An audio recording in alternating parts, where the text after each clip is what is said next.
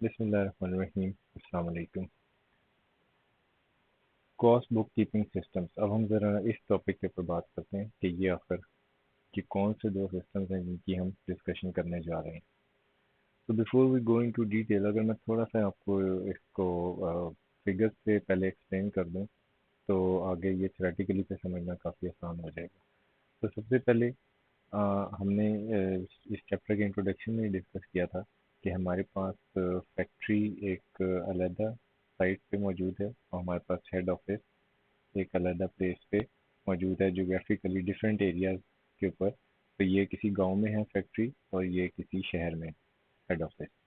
अब कुछ अकाउंट्स ऐसे होते हैं जो कि फैक्ट्री पे मेंटेन किए जाते हैं, जैसे कि जितने भी आपके फैक्टर ऑफ प्रोडक्शन से मुतल्लिक़ अकाउंट हैं, रॉ मटेरियल, लेबर, ओवरहेड, और इसी तरह वर्क इन प्रोसेस और फिनिश गुड्स भी चूँकि इधर ही होती हैं, तो ये अकाउंट बेसिकली होते ही फैक्ट्री पे मेंटेन किए जाते हैं। और इसी तरह जो बैंक जो आपके अकाउंट पेबल्स हैं, वो चूँकि वेंडर्स हैं आपके, उनसे हेड ऑफिस में बात की जाती है। इसी तरह आपके जो डेटर्स हैं उनसे भी हेड ऑफिस में बात की जाती है। आपका जो बैंक अकाउंट है वो भी यहीं से ऑपरेट हो रहा होता है मेनली। इसी तरह आपके जो एडमिनिस्ट्रेटिव और सेलिंग एक्सपेंसेस हैं वो यहाँ पे होते हैं। नाउ अब जो जनरल एंट्रीज हैं वो ऐसी होती हैं, फॉर एग्जांपल जब आपने रॉ मटेरियल परचेज किया तो ट्रांजैक्शन क्या होगी? तो ट्रांजैक्शन तो ये होगी कि रॉ मटेरियल या मटेरियल कंट्रोल अकाउंट को आप डेबिट करेंगे और पेबल्स को क्रेडिट करेंगे। अब प्रॉब्लम ये है कि ये जनरल एंट्री पूरी की पूरी किसी एक जगह पे रिकॉर्ड नहीं हो सकती, ना यहाँ पे या ना यहाँ पे।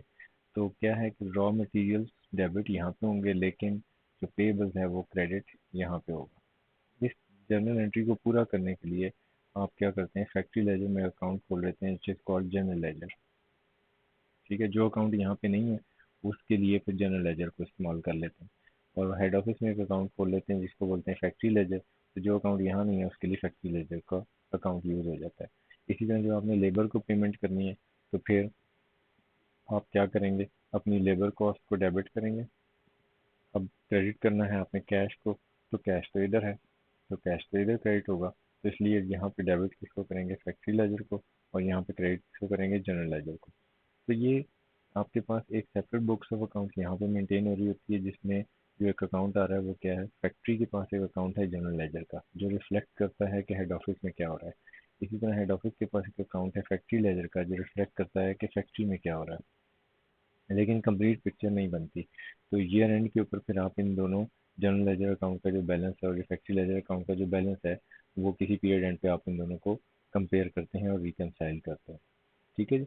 ये वहाँ पे होता है जहाँ पे दोनों के पास बुक्स ऑफ अकाउंट्स इंडिपेंडेंट हैं, इंडिपेंडेंट बुक्स ऑफ अकाउंट्स हैं, इसके पास भी इसके पास भी। और जो अकाउंट यहाँ पे मेंटेन, जहाँ पे भी मेंटेन नहीं हो रहा है उसके लिए एक अकाउंट बना दिया गया है, जैसे हेड ऑफिस में फैक्ट्री लेजर का एक अकाउंट खुला हुआ है और इसी तरह फैक्ट्री के पास एक जनरल लेजर का अकाउंट खुला हुआ है। लेकिन अब चूंकि एडवांसमेंट की वजह से, जैसे सॉफ्टवेयर आ चुके हुए हैं और आपका अकाउंटिंग सिस्टम अगर वेब बेस्ड है, यानी ब्राउज़र में आप ओपन करते हैं, लॉग इन करते हैं, फिर अकाउंटिंग एंट्री पास करते हैं, तो फिर तो वो एक कंबाइंड एक सेंट्रलाइज सर्वर के ऊपर वो सारे का सारा इंफॉर्मेशन पड़ा हुआ है।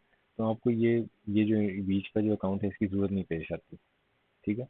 तो फिर उसका अल्टरनेट क्या होता है, उसका अल्टरनेट ये होता है, यानी एक तरीका तो ये हो गया ना। ठीक है, इसको अगर मैं एक दफ़ा वापस चला जाऊँ तो इसको जो हमने नाम, इसको हम बोलते हैं इंटरलॉकिंग अकाउंट्स। ठीक है, तो इंटरलॉकिंग अकाउंट्स वो हैं जो ये भी मैंने डिस्कस किए, फैक्ट्री लेजर और जनरल लेजर वाले। लेकिन यहाँ पे सेंट्रलाइज्ड अकाउंटिंग सिस्टम होगा कंप्यूटर सिस्टम, तो उसको बोलते हैं इंटीग्रेटेड अकाउंट्स।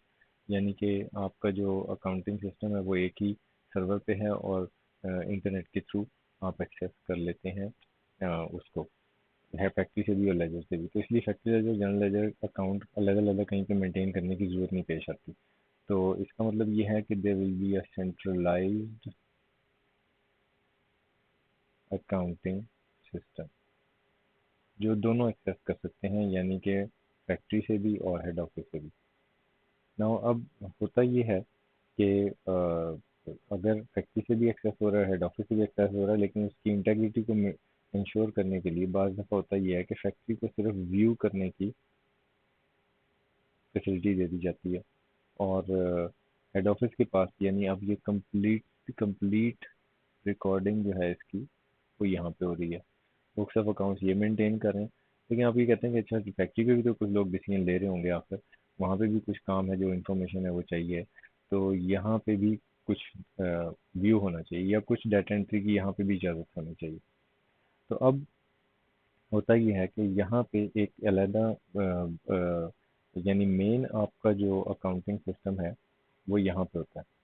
ये मैं अब बात कर रहा हूँ कि जहाँ पे कंबाइंड अकाउंटिंग सिस्टम्स होंगे, सेंट्रलाइज अकाउंटिंग सिस्टम होंगे, वहाँ पे अगर आप चाहते हैं कि फैक्ट्री के ऊपर कुछ some piece of this accounting system should be available, चाहे डाटा एंट्री करने के लिए चाहे व्यू करने के लिए, तो फिर आप क्या करते हैं कि एक अकाउंट ऐसा ओपन करते हैं जिसको बोलते हैं कॉस्ट लेजर कंट्रोल अकाउंट।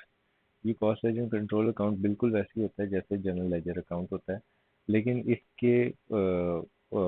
इसके मद्दे मुकाबिल कोई फैक्ट्री लेजर अकाउंट नहीं होता। ठीक है, ये सिर्फ कॉस्ट लेजर कंट्रोल अकाउंट इसलिए बनाया जाता है कि फैक्ट्री में जो अकाउंट्स मेंटेन हो रहे हैं जैसे कि रॉ मटेरियल, लेबर, ओवरहेड, वो तो एज इट इज़ ही होंगे, लेकिन उसका उसका जो कॉन्ट्रा इम्पैक्ट है वो दिखाने के लिए कॉस्ट लेजर कंट्रोल अकाउंट बना दिया जाता है। सो जो मेन डिफरेंस है वो ये है कि कॉस्ट लेजर कंट्रोल अकाउंट जो आप बना रहे होंगे, इसका एक और नाम भी है जिसको डस्टबिन अकाउंट भी कहा जाता है। इसमें सिर्फ तो जो सेकंड इम्पैक्ट है वो एंट्री का डाला जाता है, और इसके मद्दे मुकाबले कोई फैक्ट्री लेजर अकाउंट नहीं होता जिसके साथ इसको आप रिकनसाइल कर सकें, क्योंकि जो आपकी बुक्स ऑफ अकाउंट्स हैं वो ऑलरेडी इंटीग्रेटेड। तो हम इसको तरफ थ्योरेटिकली थोड़ा सा देख लेते हैं। सबसे पहले हम देखते हैं इंटीग्रेटेड अकाउंट्स। तो इंटीग्रेटेड अकाउंट्स में क्या हो रहा है, हो ये रहा है कि एक single set of accounting records है that provide financial and cost accounts using a common input of data. ठीक है, तो ये इंटीग्रेटेड अकाउंट्स हैं, सेंट्रलाइज सिस्टम है, वेब बेस्ड एक्सेसिबल है, all information both financial and costing is kept in a single set of books. There is a single general ledger which includes cost accounts.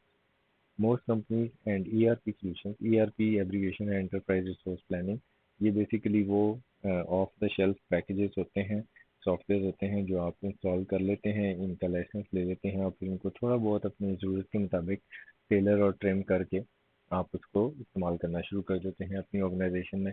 तो ERP solution आप एक web based software है जो कि international standards को meet करते हुए बनाया गया है। ठीक है, सो ईआरपी सॉल्यूशन अगर है तो उसको आप यूज़ करके इंटीग्रेटेड अकाउंट्स मेंटेन कर सकते हैं। जो दूसरी सेट ऑफ कैटेगरीज है दैट इज इंटरलॉकिंग। और यहाँ पे ऐसा नहीं हो रहा कि आपके पास यानी सेंट्रलाइज सिस्टम हो, बल्कि यहाँ पे क्या हो रहा है, यहाँ पे ये हो रहा है कि दोनों जगह पे अलग अलग बुक्स ऑफ अकाउंट्स पड़ेंगे। तो इंटरलॉकिंग अकाउंट्स में क्या होता है, ये separate ledger for costing and financial reporting. Both ledgers are interlinked with an account. This system can vary in range of transactions reflected in cost ledger.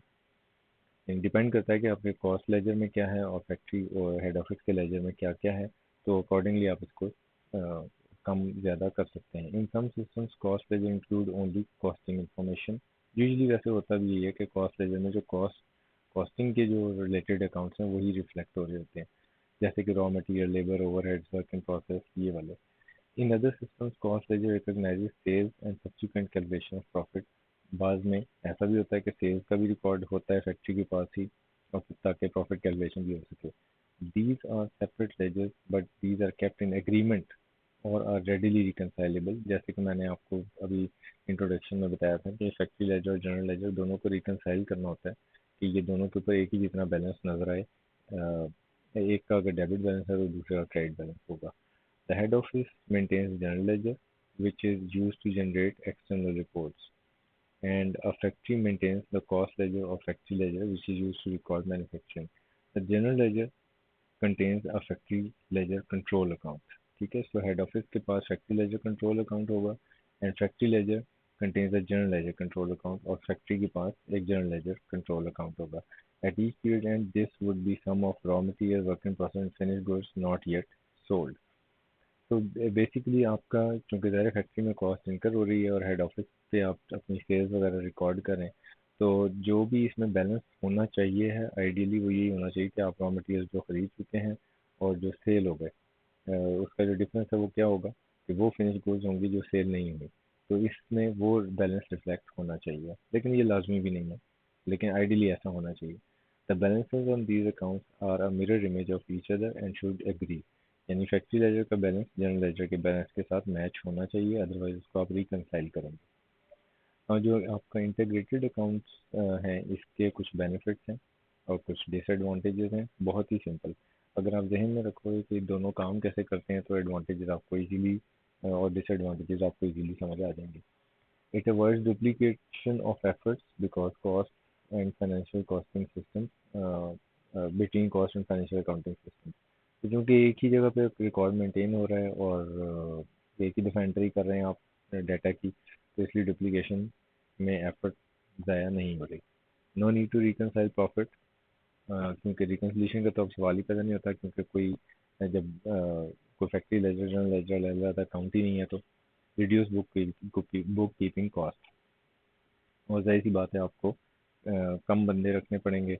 हाँ, अलबत्ता software की कॉस्ट यहाँ पे जो है वो काफ़ी हैवी होती है, जो आपको बियर करनी पड़ेगी। डिसएडवांटेजेस क्या हैं इंटीग्रेटेड के, कि इसकी वजह से एक तो प्रॉब्लम ये होता है कि अब आपके now this is not something I mean illegal और अनएथिकल कि आप दो different books of accounts maintain करें। मतलब बात भाई ये ज़रूरी भी होता है। हम ये डिसीजन मेकिंग के टॉपिक में पढ़ेंगे कि कंपनी की मैनेजमेंट को बाद दफ़ा डिसीजन लेने के लिए प्रॉफिट की कैलकुलेशन डिफरेंट तरीक़ों से चाहिए होती है। तो अब क्योंकि अगर सेंट्रलाइज अकाउंट है तो इसका मतलब ये है कि बस जो बना हुआ है अकाउंटिंग प्रॉफिट या जो कॉस्ट ऑफ गुड्स सोल्ड जो बनी हुई है वही आप यूज़ कर सकते हैं। अगर आपने इन्वेंट्री की वैल्यूएशन एब्जॉर्प्शन कॉस्टिंग पे की हुई है तो वही अवेलेबल है, और आप उसको मार्जिनल कॉस्टिंग पे अगर चाहते हैं तो वो फिर अलग से टाइम टेकिंग होगा कि बेसिक डाटा आप उस सिस्टम से निकालें और फिर उसको मार्जिनल कॉस्टिंग पे कन्वर्ट करें, उस सारे डाटा को, और फिर डिसीजन मेकिंग के लिए अलग से इंफॉर्मेशन प्रोवाइड करें।